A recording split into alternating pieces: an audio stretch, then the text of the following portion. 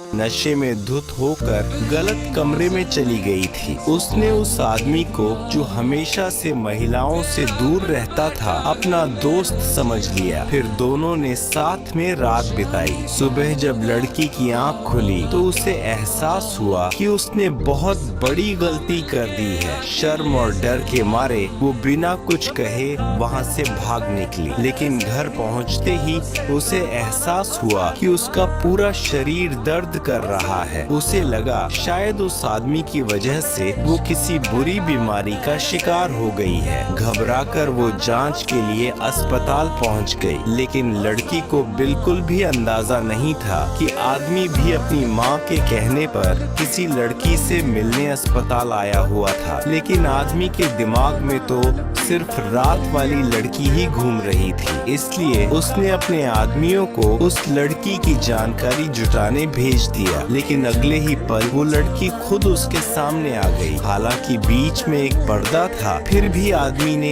एक नजर में ही लड़की को पहचान लिया। लड़की ने जैसे ही आदमी को देखा वो घबरा गई और वहाँ से जाने लगी, लेकिन आदमी का इरादा उसे जाने देने का बिल्कुल भी नहीं था। उसने झूठ बोल दिया कि वो डॉक्टर का सहकर्मी है। तभी आदमी ने लड़की से उसकी जांच करने को कहा, जिससे लड़की असहज हो गई। आदमी ने लड़की से कहा कि मरीज और डॉक्टर के बीच कुछ भी छिपा हुआ नहीं होता, इसीलिए उसे घबराने की कोई जरूरत नहीं है। अचानक आदमी की माँ वहाँ आ खड़ी हुई और चिल्लाते हुए बोली, बदमाश लड़के, तुम मेरे मरीज को क्यों देख रहे हो? माँ ने लड़की से माफी मांगते हुए कहा कि ये मेरा बेटा है। लड़की ये सुनकर हैरान रह गई। तब उसे एहसास हुआ कि आदमी उसके साथ मजाक कर रहा था। राज खुलने पर भी आदमी को शर्म नहीं आई और वो लड़की की तरफ देखकर मुस्कुराने लगा। शर्मिंदगी से लड़की कुछ बोल नहीं पाई और वहाँ से भाग निकली। लेकिन उस दिन के बाद से आदमी लड़की की सादगी और मासूमियत पर अपना दिल हार बैठा। एक दिन लड़की का बॉस उसके साथ